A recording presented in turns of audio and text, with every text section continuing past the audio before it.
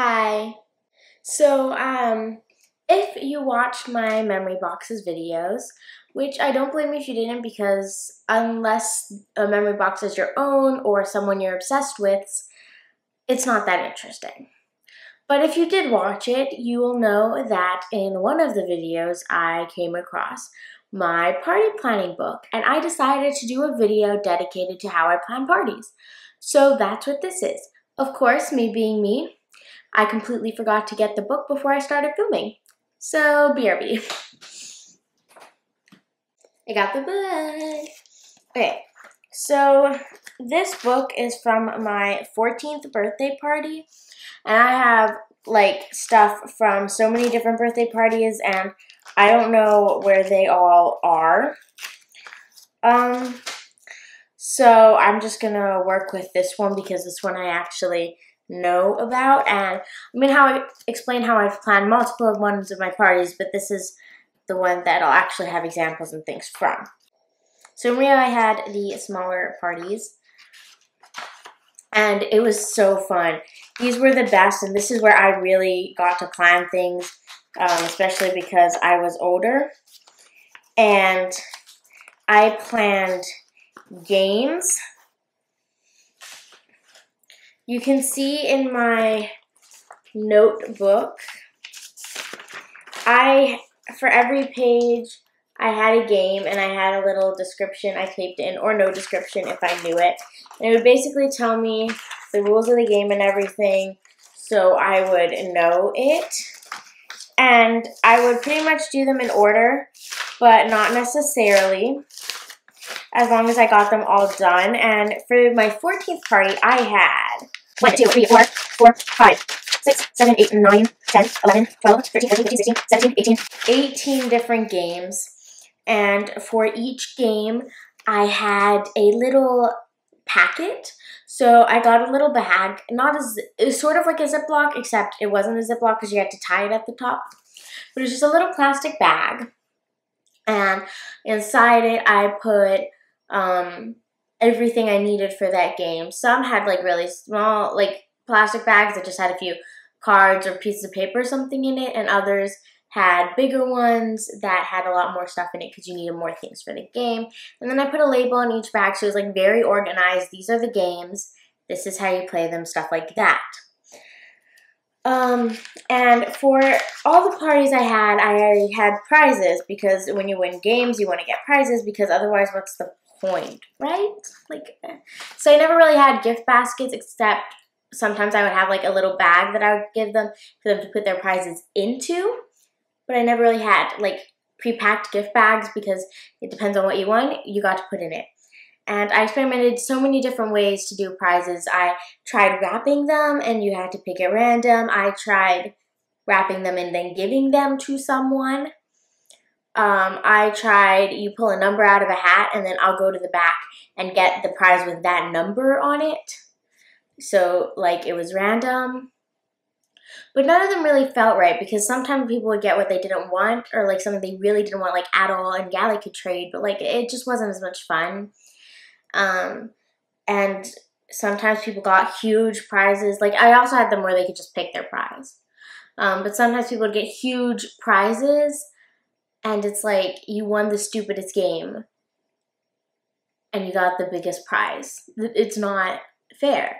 So the way I did my 14th birthday party, and the way that if I did this again, I mean, I'll probably try and get a better system because this wasn't perfect, but it was definitely the best way that I had come up with so far. Each prize had a price. And when you won a game, there was a predetermined amount of points you would get. And I would have the little points, like I had little cutout things with a number on them, printed things. So that'd be the number of points you got. And each prize was worth a different number of points. Each game, you won a certain number of points. Like here, for color candy, the winner got 30 points. So they could either get something like purple bag bracelet. So it was bracelets in a little purple bag. Those cost 30. So they could get one of those, or they could wait and save up to get, for example, the wood candle, which was 300 points. And, you know, prices vary. There are things of a bunch of different price points. So that was really cool. The lowest price thing I think was 10 points. And that's definitely the best way to do prizes in my opinion. And now on to the games and how I handled those, as well as some examples of games. So as I said, for each game, I had a little page in my notebook with a little description, the rules and everything. But there was one main rule in the party that I would not let anybody break. Was mine, and you did not touch it, and you did not look at it. That was like the one main rule, is that nobody else could touch my notebook. And I had two reasons for that, but one main reason. Not the main reason, but one of my reasons was I didn't want anything to get messed up because there were some things loose in here that weren't actually taped in, though most things were. And I just didn't want anything to get messed up or like some pages to be torn off or something. So I just didn't want people to be handling it. But now the main reason, the rules that are in here, please. Yes, there are rules that are in here, but they're not that extensive. In one of the games that we had the most rule questions for was charades. Basically what was in there was like nothing. It just says charades at the top because everybody knows how to play charades. So I would have rules and stuff in here to say how the game would go, but it didn't say everything.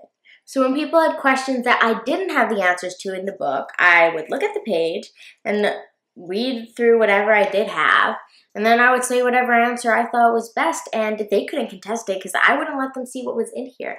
And that helped so much. You have no idea, because there were so many times where I could see this being a huge fight.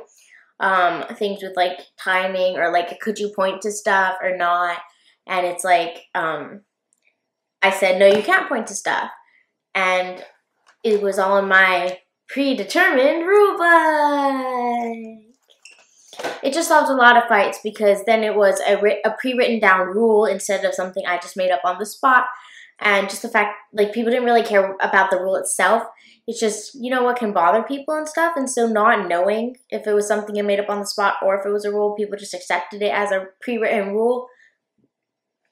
And it just helped people to stop arguing, so things went so much more smoothly.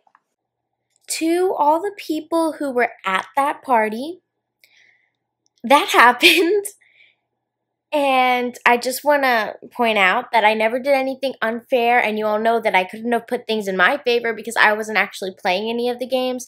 So it's not like I could have done any like cheating or anything. The only thing I could have done is put things in the favor of like one team versus the other. But why would I do that? I mean, you're all my friends. Now, if there were people I hated there, then that would be a different story. But like I said, it's a small party. So yeah, I didn't cheat for anyone. Okay, so some examples of the games I had. I made a little girl gab sheet, which was basically like there were a few questions and they had to answer them. And then I would take them and I would read them and people had to guess who wrote it, whose sheet it was, and that was really fun. Oh, also, I didn't actually play any games at my party, really. Like a few, yes, but like not really, because for me the fun part was planning it and organizing it and directing everyone and like figuring everything out. That was more fun to me than actually playing any of the games. So I didn't play any of the games, and that was okay, and I loved it. Another game I had was called Cut and Paste. So I found this photo online, very random photo, and I showed it to everyone because this is what they had to create. And there were magazines, and I can't remember. Let me check my notebook, actually, because I can't remember if they had to pick a magazine or if I gave them like to pick a number out of a hat, and that's the magazine that they got. Okay, so I'm going to read the instructions that I had for this game. Each pair gets to pick a magazine. Each magazine has a number on it. Record which pair got which number, because some might be harder to use than others, and get a different number of points if won with. Next, show them a picture and they have to try to recreate it as close as possible in 10 minutes. The closest wins. I mostly followed this. I didn't do pairs. I had them do it individually because it's just easier that way. But yeah, they got to choose a magazine, and because I looked at the magazines before and I looked at what colors were in this. This is like a lot of blues, greens, and whites. So if I looked at the magazine, I just kind of skimmed through them, and if they didn't have any of those, then they would get a lot more points if they could recreate it better than ones that had a lot of like scenery pictures and stuff. And I'm going to show you what they did, some of them were, because some of them were actually pretty creative. And we were older at this point. This was my 14th birthday party, so we ranged from ages 13 to 15. And so you'd think we wouldn't have so much fun doing this, but it was super fun because if you just let it be fun, it is fun. So I'll have the picture that they're supposed to do on screen here, and this was one person's. I'm not going to say who they are because I don't want anyone to be embarrassed by like what they did if they don't think they did a good job. Like, I gotta say this one could use a little bit of work, maybe.